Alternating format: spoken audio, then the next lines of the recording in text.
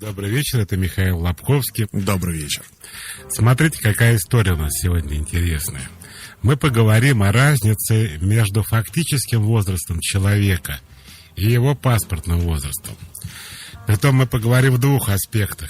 Как вы считаете, наши дорогие слушатели, вот население России в этом смысле стало инфантильное или наоборот повзрослело? Я обращаюсь к тем, кто уже пожил, как я. Я так вообще при Хрущеве родился. Не есть с чем сравнить, но я очень плохо разбираюсь в возрастах, поэтому одна надежда на вас. То есть мы поговорим в социальном аспекте и в личностном.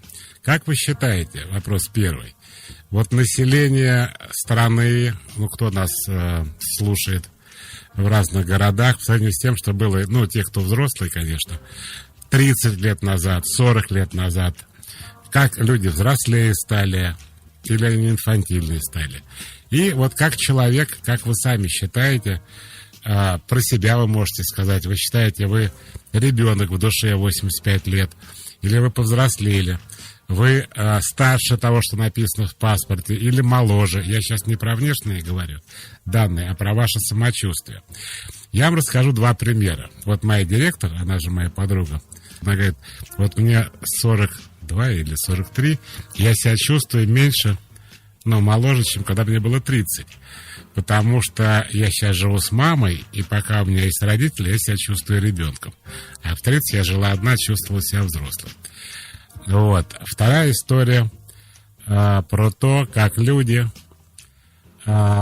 действительно имеющие родителей, чувствуют себя по отношению к родителям детьми, а тех, у кого родителей нету, они уже резко взрослеют. И вообще, мы должны разобраться в том, что такое взросление, что такое взрослость. В моем понимании, это хотя бы такая не детская история, когда вы берете на себя ответственность за свою жизнь. Я, кстати, с 31 года абсолютно инфантил.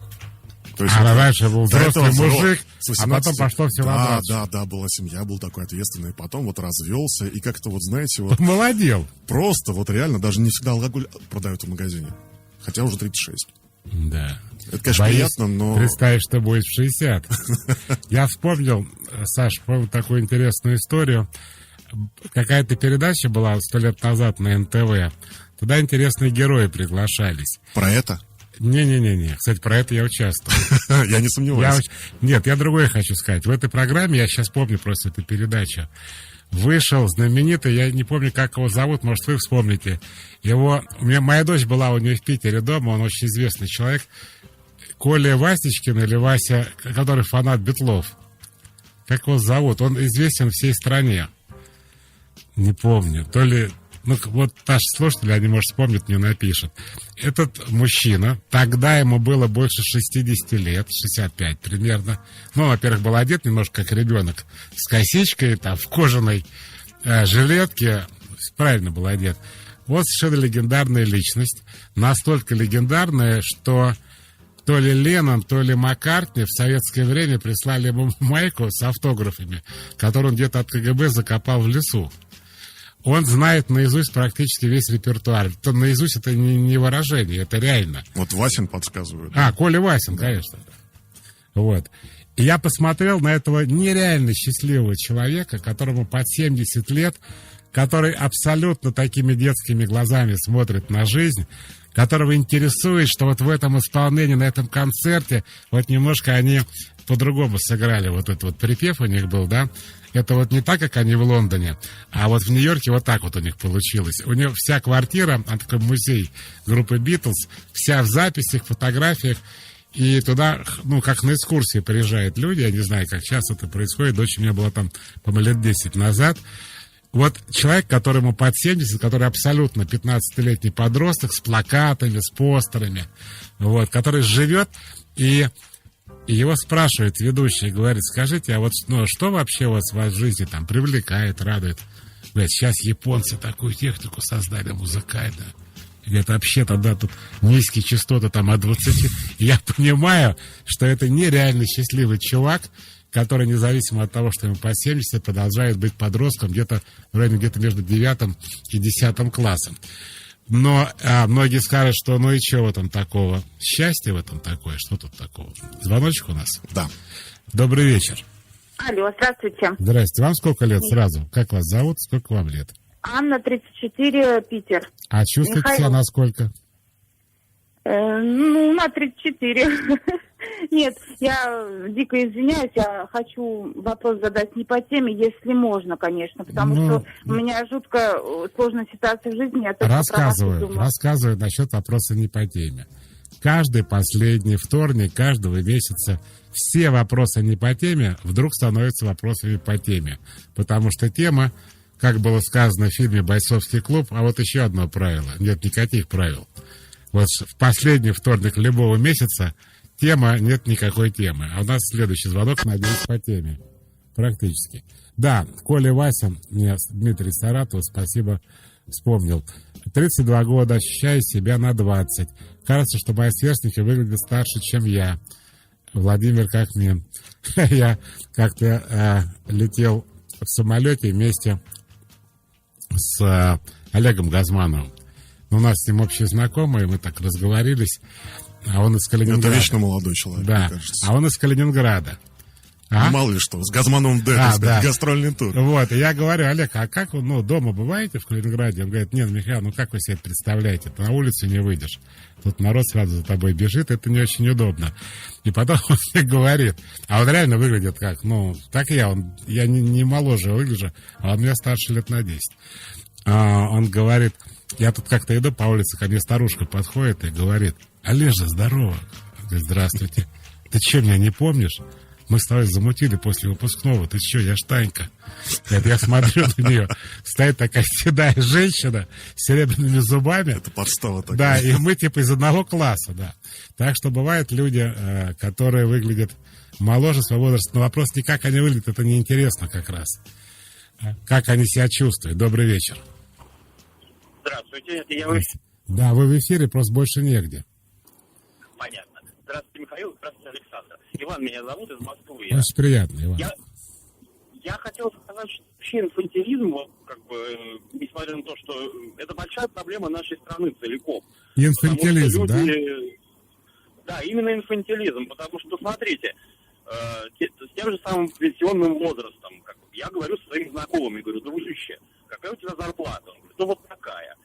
И сколько у тебя там остается после всех расходов? Говорит: ничего не остается, да получим.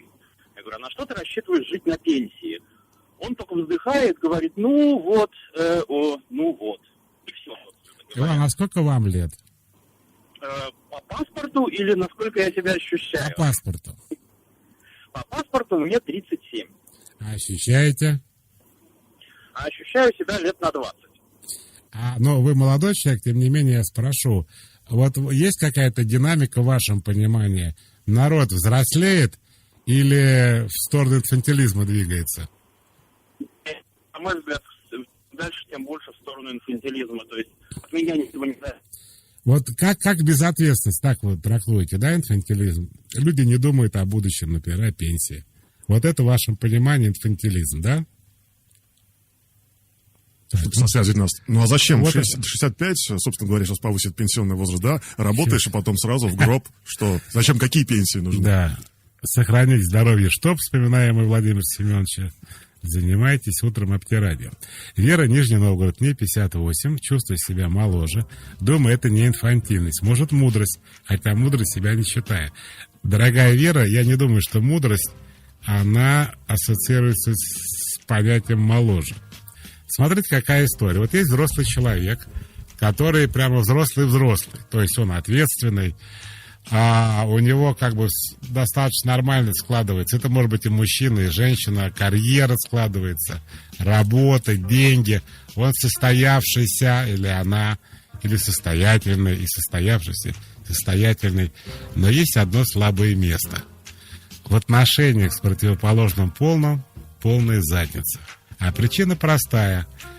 Он не вырос из своих родителей, этот человек. Кстати, очень смешно.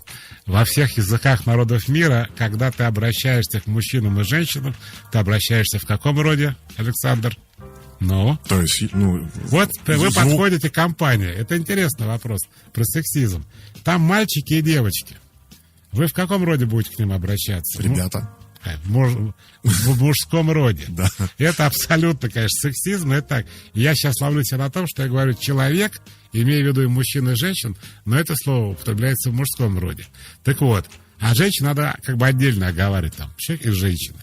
Так вот, когда взрослые люди, состоявшиеся, умные, у которых все нормально, не могут вырасти из обид на родителей, из разборок, из того, что, может быть, родителей, кстати, на свете уже нету, они гоняют в голове это чувство, как же так, со мной могли поступить, что я плохой, я же ребенок и так далее.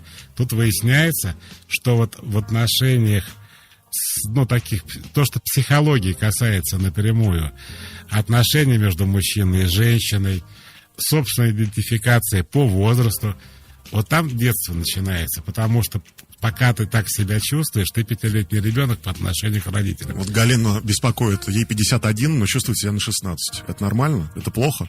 Немножко перебор, правда? Мне кажется, да. То есть, хотя бы 23. Вот на 20... А еще интересно, как все в староведении познается. Вот мне 57 лет, да?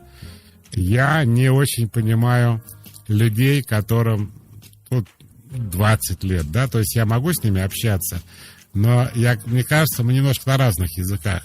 У меня есть товарищ, зовут его Саша Бреннер. Вы не знаете, кто это, правильно? Но вы все знаете пиво Клинское, которое он придумал. Так вот, он рекламщик, он много чего придумал. Он говорит, слушай, а ему тоже лет 55, он говорит, я вот не очень понимаю, как я могу делать рекламу для молодежи, и вообще не понимаю, что у них в голове. Так вот, я вам хочу сказать, что когда мне было 15 лет или 16, я влюбился в студентку Майи. Алла ее звали, как сейчас помню. А ей было 22. Но вот сейчас, когда мне 57, для меня 22 это ребенок. Но когда я был школьником, я думал, что это, в общем-то, не молодая женщина уже, пожившая. Вот, что она никак мне, так сказать, не то, что не ровесница, ни в каком смысле, да, она из другой совершенно взрослой жизни. Вот, а сейчас это вообще смешно об этом говорить. Это я к вопросу 16, я думаю, это... У меня было еще страшнее. У меня была возлюбленная, ей было 18 лет. Я букеты таскал постоянно, но, конечно, не отшивал. Мне было 10. Старуха. Просто старуха. Сейчас встречаемся, конечно, ржем вот так вот, да. А гениальный этот фильм, это, кстати, ремейк, кто не знает, ремейк «Красавчик Алфи» с Джудом Лоу, да. А первый фильм был с Майклом Кейном. Он был пожестче и не смешной. Так вот, там есть такой эпизод смешной, когда он такой Альфонс Джуд Лоу в этом фильме, водитель лимузина, кто не смотрел. И он спит с женщиной, которой за 50 лет, за деньги, видимо. И в очередной раз он приезжает к ней домой, стучится в дверь, она ему не открывает. Он с букетиком как раз начинает долбить ногой в дверь, она ему не открывает. Он начинает орать и долбить ногой в дверь. Она открывает, говорит, что ты орешь? Он говорит, а ты что, не одна? Он говорит, не одна, и что? А чем он лучше меня, спрашивает Джуд Лоу. Знаешь, что она ему отвечает? Он моложе. Он моложе? Друзья мои, добрый день. Говорите, пожалуйста, да. Алло. Здравствуйте. Круто. Меня зовут Настя. И когда вы сказали тему, я прям подумала, это прям моя тема, потому что мне 32. А у вас возраст, Настя, на 16,5. Вы знаете об этом? Пропала Настя, еще какой-то человек у нас молодой был на связи. Жалко-то как, у нас что-то связь какая-то сегодня стрёмная. Мне 37, чувствую себя, веду образ жизни на 27, вроде выгляжу примерно на этот возраст. В Москве вижу себе много подобных, а вот в региональных городах люди в основном выглядят старше, чем есть. Это то, о чем, кстати, Газманов говорил. Я думаю, там, может быть, народ так за собой сильно не ухаживает, как в столицах. Про психологический возраст отдельная тема. Сам, мне кажется, после 30 многие надевают серьезную маску. Семья, дети, все дела внутри остаются теми же инфантилами, только серьезными. Вова из Ставрополья. Но те, кто в маске, они действительно дети. Как бы они при этом не выглядели, это правда. Потому что один из признаков взрослости, когда вы ведете и живете себя, и живете естественно, вот такой, какой есть. Не пытаетесь ни девочку из себя изображать 50 лет, как Любовь Орлова покойная, не, соответственно, стараться быть старше. Потому что я вот помню, опять же, как, кстати, я с этой 22-летней девушкой познакомился. Мне было лет 15, наверное, да, 9 класс, мне было 15. И у меня родители разъехались куда по своим делам, и я где-то на неделю остался дома один. Первым делом я надел отцовские вещи, а вещи там были крутые, особенно впечатлял... Чтобы презентабельный казаться? Ну как, мужиком взрослым. Понятно, галстучек. Вот, во-первых, галстучек из города Парижа. Во-вторых, там был потрясающий плащ. Внутри такой был лейбл, огромный вышитый красный рак, и главное происхождение этого плаща. Там было написано «Made in West Germany». Вау. Такой страны уже нету. И дальше написано, как столица, знаете, была West Germany? Не Берлин. Хороший вопрос. Город Бонн. Бонн была столица Западной Германии. Там написано Бонн. Я надел этот плащик, надел галстучек, но самое смешное, тогда была мода на так называемые батники. Это такие рубашки с длинными воротниками. Не было. Пришлось матери взять женскую. И на всей дыре, конечно, полный. Вот. И я пошел, я жил на Драгомиловской, поэтому гулял я по Кутузовскому. Вот я, сопливый девятиклассник, в таком прикиде думал, что я реально мачо и мужик вообще. Так это 22-летний так и клюнуло. Не зря я так надел. Ну так, тем более, гулять по Кутузовскому тоже престижно вполне было еще тогда тоже. Да, она сама жила в 24-м Да, есть интересное сообщение от Антона, не из Москвы. Мне 30, выгляжу на 16, судя по отношению окружающих, а чувствую себя лет на 40. В голове только желание заработать больше, семья, ее благосостояние. Гулять, какие-то движения или махнуть рукой, сорваться в отпуск в другую страну, это точно не про меня. Как быть? Это мне напоминает советский анекдот. Мой папа как трансформатор. Получает 127, гудит на 220. Я не знаю даже, что и ответить. Здравствуйте, мне 50, чувствую 30-летний. Беспокоюсь. Вот 30-летний, не беспокойтесь. Вы уже на 40, мудра не по годам. Кстати, Александр, я думаю, что то, как люди себя чувствуют, отражается на их внешности. Это абсолютно так. То есть те, которые реально чувствуют себя моложе, выглядят моложе. Не знаю почему, они меньше морщинятся, меньше хмурятся, меньше себя изображают мыслительную деятельность. Не знаю, но они реально, как правило, выглядят моложе. Даже такие морщинистые старушки, хохотушки, вот они вроде как бы и морщинистые старушки, а ведут себя, выглядят как девчонки. Добрый вечер. Я диспетчер. Попытка, да, наладить... Алло. Да, Алло. договоритесь, пожалуйста. Алло, Это все со верно, мной Серебряный вы гость, да. беседуете? Да, знаете, вот когда вы говорите 6-й раз «алло», я вспоминаю восточную поговорку. Сколько раз халва не говори, во рту слаще не станет. Я поняла, да. Как Меня иначе? зовут Ольга, мне 39 лет. Так. И я чувствую себя ровно на 10 лет моложе. Выгляжу тоже моложе, это отмечают окружающие, и я сама по собственным А ощущениям. 39 вы считаете это не молодо? Нет, это молодо, но я же говорю о том, что я чувствую в принципе по цифре и по... Ну, думаю, что, может быть, 29 и 39 это небольшая разница, но, тем не менее, я себе лет на 10 моложе чувствую. Но вот эта приближающая цифра 40, она меня пугает. Хотя я умею иронизировать и над цифрой 40, в том числе и над жизнью. Вот, но она меня пугает настолько, что у меня начинается какой-то панический такой прилив. Но вы же благодарны государству, что чтобы не было панического прилива, государство вам продлевает жизнь. Предлагает Да, вам я еще благодарна, да. 20 Да, я лет реально благодарна. девочкой почувствовать на работе. Так у нас Да, в 30 лет еще молодые, А вы молодежь. знаете, Ольга, вы переживаете, а мужики же вообще не отмечают 40-летие, вы в курсе? В курсе, да, такой загон существует у многих моих друзей и То есть знакомых, на фоне абсолютно вас мне непонятный. это реальный загон. Вообще Да. не отмечать, да. Боятся Да. смерти. Боятся смерти. А вы что боитесь? Резкой старости в 40? Но, скорее всего, эстетически боюсь потерять... я не особо пригламуренный такой человек, да, если так сказать. И мне естественная красота впечатляет и в мужчинах, и в женщинах, и в себе самой. Но вот все равно я вижу, обращаю внимание, лет, если 15-20 вот мне накинуть, я так представляю себе дряблую кожу, и страх подкрадывается. Знаете, мне это вот, если так на язык кино перенести, то выглядит так. Вы такая молодая хохотушка, и вот у вас сегодня ночью день рождения. Вы открываете ночью паспорт, подходите к зеркалу, и прямо на глазах у вас вырастают седые волосы, кожа сморщивается, и становитесь старухой ровно по одной причине. Потому что 40. Ну, это же не так, правда? Конечно, нет. Вы же в одну секунду конечно. не постареете. А с Нет. нашей Государственной Думой вы будете очень долго стареть, очень долго Вам взрослеть. проплатили за рекламу, что ли, пенсионной реформы? Понимаете, да? Вот так люди... Вообще, я вам хочу сказать, давайте тоже об этом поговорим. Жалко, у нас радио такое относительно молодежное, пенсионеры, да, пока Слушай, не мне кажется, что звонят. это кризис нуля. Меня вот в 30, например, очень было страшно. Вообще не знал, что делать. В 31 отпустила, вообще по-другому жизнь пошла. Я надеюсь, Да. что в 40 так же будет, да. Дай это Бог. Алло, говорите, пожалуйста. Да, здравствуйте. Здравствуйте. Сколько вам лет? И как вас зовут? Меня зовут Бекхан, мне 26 лет. Город Москва. Вы меня, да, слышите? Я просто вас до этого слышал. Не, параллельно. вас. Все, хорошо. Я хотел вот о чем подумать, так как у нас жизнь очень короткая на самом деле. Вот, и мне кажется, что люди очень часто занижают свой возраст у себя в голове именно по той причине, что они не успевают воплотить что-то в жизни своей.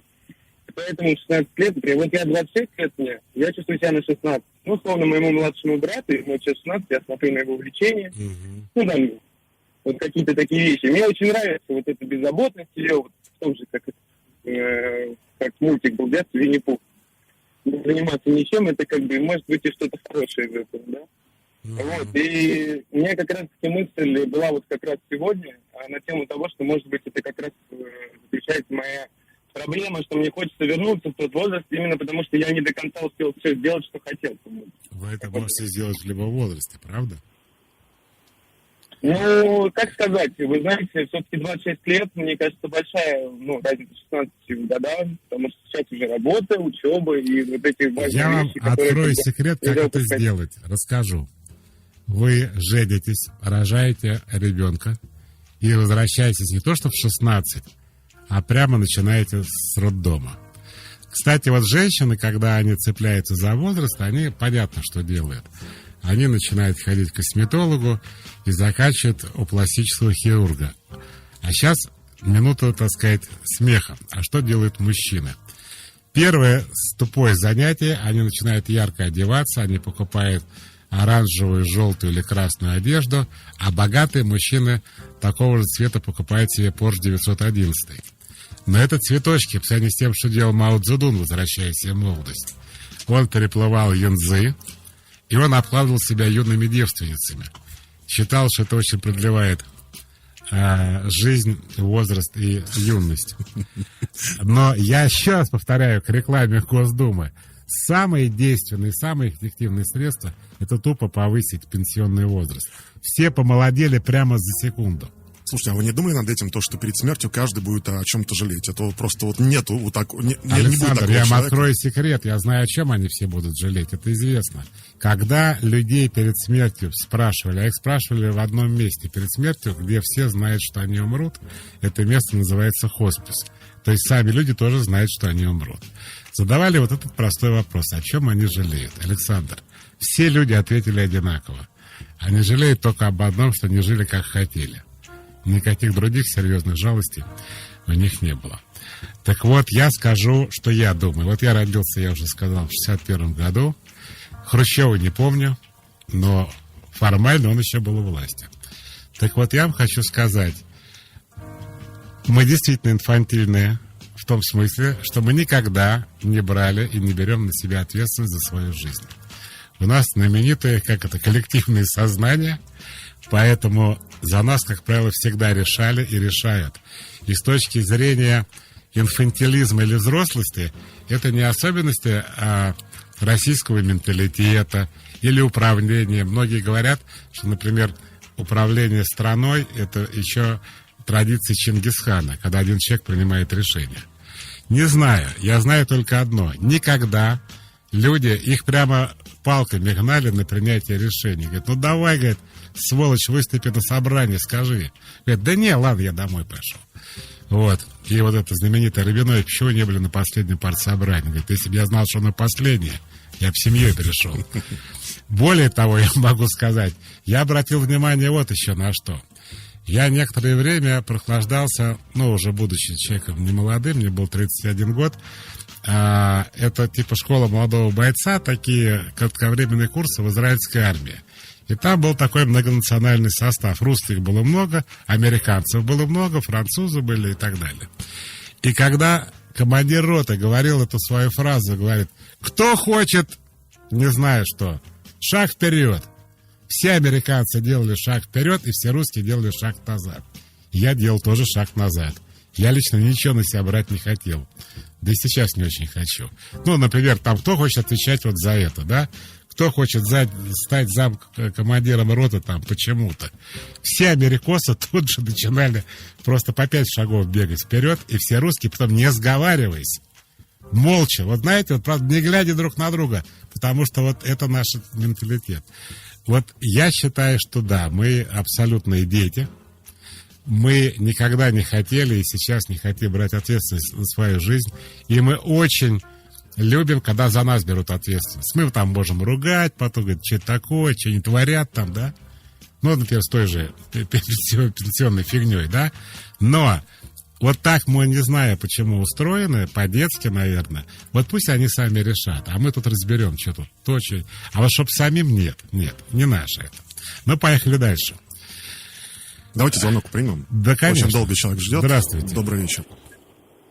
Здравствуйте, это опять Этот голос невозможно. Это я ломаю двери. Да, невозможно ни с кем спутать этот голос.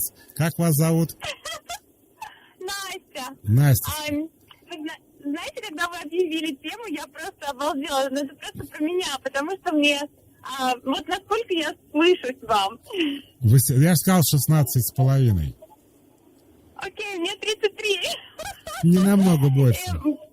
Если бы был бы 40, это была бы бомба, конечно, да. Ну, и... Да, и я всегда... то есть люди, которые меня хорошо знают, спрашивают... Моего мужа спрашивают, она что, всегда такая? Она вообще когда-нибудь переживает? Мне все говорят, что я ребенок. Настя, вы я там небольшого роста, судя по всему, да? Я высокая. Высокая? Да, высокая, 1,80 м, да. Форма очень женственная. Ну, такая Мерлин Монро, да? В стиле Михаила Лобковского женщина. Ну, Я не дотягиваю. Стоп. У меня только 1,78 м. Мне до вас мы чего-то не 2 знаем. сантиметра. Кстати, Мерлин Монро имел рост 1,62 м. Примерно. ну, слушай, сейчас же люди выше стали, чем раньше, но я 1,79 м. Вот такая. Как сказал в свое время Наполеон. Для вас это проблема, да? Вообще не проблема, просто как бы, очень странно, что люди считают, что я такая прям девочка, такая глупая, наивная. Причем Настя, вот я служила в армии израильской. Тоже служили? Мы с вами не вместе служили, не в одном полку. Я не думаю, я думаю, что если мы служили в одном полку, вы бы до радио не добрались. Что сказал Наполеон-то? Наполеон сказал не выше, а длиннее. Значит, к вопросу, люди стали выше. Такая с ним была история. Он же мелкий был, Наполеон. И был у него какой-то маршал очередной, длинный. И Наполеону нужно было достать книжку с верхней полки. И тот, видя, хотел помочь императору, сказал: Ваше Величество, давайте я вам помогу, я выше. На что Наполеон посмотрел на него и сказал: ты не выше, ты длиннее. Так вот, мне 38, это я не про себя сейчас. Выгляжу на 27-28, катаюсь на сноуборде, вейке, лонгборде, начал заниматься футболом. Один без родителей живу, с 15 лет. Проблема из-за того, что выгляжу сильно моложе своих лет, чувствую некую неловкость с ровесниками, так как они выглядят стариками, пишет нам Павел. Кстати, я сейчас послушал Настю и думаю, что она счастливая и муж ее счастливый. По той причине, что дело не в том, что она как ребенок, а Настя, то, как она разговаривает, у нее легкий характер. Многие люди вот спрашивают: Михаил, а как быть счастливым? Я вынужден ответить, что люди с тяжелым характером должны сначала решить вопрос с характером. Люди с тяжелым характером не могут быть счастливые. Тяжесть характера настолько перевешивает их счастье, что они, к сожалению, очень нагружены. Вот есть вопрос от Инны. Мне 27, ощущаю себя на 18-20. Мама обвиняет, что я застряла. Мне и самой страшно, не хочу ни семью, ни детей. Что можете посоветовать? Сказать: мама, не завидуйте. И жить так, как вы живете. Слушайте, вот я не знаю, когда мне было 27, у меня было такое понятие, там, у подруг, там, их пугали просто то, что тебе там 27, ты уже вообще старородящая. Сейчас что-то изменилось? Вот. Конечно. Я вам расскажу, что по американской системе акушерства и гинекологии старородящие — это 37 уже. Но смотрите, какая история. Вот если еще открутить назад, то по-моему, Бальзака есть такая знаменитая фраза. Я сейчас боюсь, я перевру ее немного, наши бдительные слушатели меня поправят. Ну, например, вошла пожилая женщина, это 30 лет. Но вообще 30 лет во времена Бальзака считалось верхней границей среднего возраста. А сейчас 30 лет, есть же такая, видели многие в интернете, видели, Александр, такая таблица нынешнего возраста, где до 60 это все детство, а 60 до 80 пожилой возраст, и с 95 начинается старость. Понимаете? Да, к этому и идем, кстати. Потому что люди стали жить дольше. Кстати, очень интересное наблюдение. У меня племянница, она профессор, доктор кардиологии. Вот, и она говорит: Михаил, а вы видели? Она на «вы» со мной. Вот, хотя я даже не кандидат, а есть не на «ты». Грубо, наверное. Это вы видели, что на пляжах Европы там, или Израиля вот эти люди пожилые, вы знаете, Александр, что в мире там высокая продолжительность жизни, там 82 года. Ну, да. В Израиле 85 лет в Японии, да? Это они все перепаханы грудью. Перепаханная грудь, по словам кардиохирурга, вы знаете, что такое? У них стоят кардиостимуляторы, шунты, то есть им делали операции на открытое сердце. И именно потому, что они все такие пролеченные, они доживают до 90, до 100 лет доживают. Потому что они всеми лечатся. Я тоже считаю. Кто много лечится, тот долго живет. Поехали дальше. Глобальному инфантилизму в хорошем смысле, Олег интересно пишет, способствует интернет. Еще недавно взрослые люди изредка играли в покер или волейбол. А сейчас большинство серьезных людей проходит уровни, прокачивает героев, развивает ферму, собирает лайки. Золотые слова, Олег. Хорошее сообщение. Добрый день, мне 49, ощущаю на 60. Наконец, в другую сторону поехали. Моя 80-летняя мама говорит, что она чувствует себя моей дочерью, а я на второй год не могу устроиться на работу. И поэтому ощущение, что моя жизнь приходит к закату, хотя это женщина. Я замужем, живу отдельно от мамы. Как быть? Как перевернуть в голове это ощущение? Дорогая Алла, вы же из-за чего-то себя так ощущаете. Вырвите из организма это что-то и возвращайтесь в свои 49. Добрый вечер. Алло. Говорите, вы в эфире. Алло, здравствуйте. Здравствуйте. Добрый день, Михаил Александр. Меня зовут Александра, мне 26 лет. Чувствую себя без возраста. Ощущение, что как будто бы он не начался, так как свершения в жизни тоже не начались. Дело в том, что я работаю в общепите, я работаю официантом, выгляжу очень хорошо, но старше своих коллег, которым чуть за 20. Они типа студенты, да? Что-что? Они типа студенты. Да, они студенты. Я больше выгляжу старше, наверное, из-за серьезного взгляда, серьезного выражения лица, потому что... А это сказывается на чаевых? В общепите не дают. Да? Вот, вы знаете, практически никак не сказывается, одинаковый уровень, но чувствую, что я не в своей тарелке, потому что я не в одном возрасте с коллегами. И их разговоры, мне кажется, с одной стороны поверхностными и веселыми, но я в этом не хочу принципиально участвовать. И мне почему-то какое-то глупое желание быть с ними наравне, чтобы вот как-то вот влиться в коллектив. Что же вы не хотите участвовать? Вы хотите с ними о смысле жизни поговорить, что ли? Ну, знаете, такие простые разговоры ни о чем, которые мне не интересны. Допустим, какой у них телефон там, кто с кем встречается. Хорошо, о чем бы вы хотели поговорить? Наверное, мне бы просто хотелось комфортного ощущения в данной обстановке. Но, просто наверное... как бы не ваше поколение, вы себя чувствуете не очень комфортно с ними, да? Да, и самое главное, наверное, то, что хоть у меня физическая привлекательность, она очень даже на уровне, но видно, что я чуть старше, и почему-то я очень глупо, конечно, я начинаю по этому поводу комплексовать. Наверное, может быть, потому что мои отношения начинаются обычно на работе, либо это кто-нибудь из сотрудников, хоть это и неправильно, но с другими людьми я, по сути, не вижусь, потому что я работаю очень много, 15 часов в день и больше 20 дней в месяц. Слушайте, вот я вот сам работал в общепите, правда, лет в 19. Мы работали там совершенно разные группы людей. То есть самым старшим был, по-моему, 50 с чем-то лет. И мы все вместе тусовались, проблем не было. Спрашивает, кем? Официантом, поваром? Нет, ты на кассе работал, конечно же. Вот, поэтому... Да, Михаил, что-то ответит вам на это. Я не знаю, но вы же ни о чем не спрашиваете. Я считаю, Я что вот- вы заморочены очень. Вы можете проще ко всему этому относиться? Я хочу спросить, да, вот именно, как проще к этому относиться, не чувствуя себя какой-то старухой среди молодняка. Наоборот, вы среди молодняка должны чувствовать себя гораздо моложе. Есть совсем история такая, которая делает из человека просто, я бы сказал, детское животное. Это работа в детских учреждениях. Мне есть что рассказать по этому поводу, хотя я был сам юный. Когда я начал работать в школе, мне было 21, 22. А, представляете, при этом десятиклассник... Нормально, не страшно было в 21 год-то. Не, я обожал эту работу. Но единственная была проблема, старшеклассника было 18. То есть разница была там 4 года разница, да? А как называли? По имени-отчеству? Да, но святой день, а как в школе еще мог называть? Но дело не в этом. Старшеклассники — это еще цветочки. Рассказываю. Значит, у меня еще была начальная школа. Я работал в школе около 10 лет.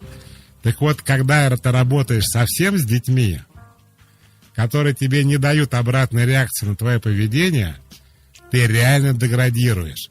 Ты становишься ребенком отмороженным, не знающим границы, что самое грустное, дико орущим. Я когда приходил потом в компанию и очень громко разговаривал, и мне говорили: Михаил, что ты орешь? Ну что, я ору, я в школе работаю, говорил я. Рассказываю, как это выглядит в реальной жизни. Ты заходишь в класс. Если взрослый человек заходит в помещение, где другие взрослые, вот, например, мы на радио сидим, да? Какое-то странное поведение, оно тут же будет коррелироваться с остальными участниками броуновского движения. Михаил, типа, вы очень странно себя ведете. Че вы как-то с ногами залезли на стол? Сядьте на стул. Ну, я не знаю, какие-то вещи там. Ширинку застегните. У вас трусы падают там. У вас сопля. Я не знаю, все что угодно. Потому что взрослые дают взрослому человеку реакцию ответную. И он держит себя в рамках своего возраста и штабной культуры поведения. Взрослый человек очень быстро деградирует и превращается почти как только в обратную сторону фильма про историю Бенджамина Баттона в дебильного ребенка. Вот представьте себе, мне 24 года. Детям 7-8 лет. То есть разница огромная. Это не старший класс, начальная школа. Я сижу задницей на учительском столе и курю. Прямо в классе? Прямо в классе. А некому сказать, они же мелкие все. Взрослые давно бы поступили. А эти вообще ничего не смогут сказать. Они только врут, они меня обожают, они смотрят, никто не закладывает, между прочим. Но это было 100 лет назад, тогда везде можно было курить, ну, конечно, кроме как в классе. Но это еще цветочки, Александр, сейчас будет еще жестче. И у меня такой беспорядок постоянный. И в какой-то момент девочки 8 лет подходят ко мне после большой перемены и говорят: Михаил Александрович, ну нет сил за вами. Как мать может ребенку сказать: убирать. Мы каждую перемену убираем. Вы можете хотя бы одну перемену, просто в порядке. Мужику, который просто родитель годится.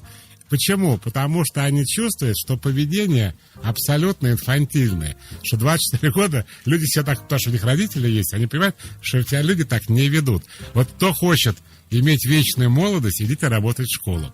Так, у нас осталось время для звоночка. Добрый вечер. Добрый. Слышно мне? Да, очень хорошо. Меня Анна зовут, мне 31 год, скоро 32 исполнится. Чувствую себя старше, но тут такой парадокс, например, сейчас расскажу. Друзья мои, они старше лет на 20. Подруга, которая очень близка, 52 года ей. Вот. При этом мой молодой человек возраста 23 лет. Вот так вот. И вы не знаете, то ли замуж выйти, то ли усыновить, да? Я просто развелась недавно, вот, и, собственно, И, с этим человеком, но по возрасту внутреннему намного старше. А муж-то был старше вас? Муж на 4 года старше. Не намного, да. Вот. Но так как у меня характер такой волевой, мне он подходит, потому что он бывший военный, и несмотря на свой возраст, я думаю, из-за этого мы вместе. Ну, здорово. Вы знаете, в этих отношениях это отдельная тема для разговора по поводу разницы возраста между мальчиками и девочками. Там не принципиально, 4 года, 5 лет. Считаю, что, да, что у нас... Еще одно сообщение, просто Да. обещали Давайте. писать. При виде 20-летних парнишек я, мать семейства, вздергиваю бровки, аж самой смешно, когда палю себя на этом. Для 40-летних дядек я почему-то этого не делаю. Внимание, вопрос. Это от того, что я внутри себя ощущаю скорее на 20, чем на 40? Или что, наоборот, старею и шлю привет Мао? Да. Марина, 36 К лет. сожалению, Марина, и женщины, и мужчины, когда начинают интересоваться сильно моложе себя, это, я думаю, что один из признаков старения. Потому что пока вы себя чувствуете молодой, вам плевать на, так сказать, на 20-летних, если вам там 50, 60. А как только вы чувствуете, что вы стареете, вы начинаете думать о том, чтобы не было вот этого молодого. Как бы проверять себя на вшивость. Друзья мои, наша программа подходит к концу. Я хочу сказать очень важную вещь. Мы сейчас все голову сломаем, что такое взрослый, что такое инфантильный. Я вам рекомендую придерживаться только одной мысли. Взрослый, по большому счету, это не тот, который бровки хмурит, а это тот, который берет на себя ответственность за свою жизнь и за жизнь своих близких. Это, наверное, одно из главных проявлений взрослости, когда человек берет на себя ответственность. Ребенок – это человек, который не берет на себя ответственность, который бегает к взрослым, сам вопросы не решает.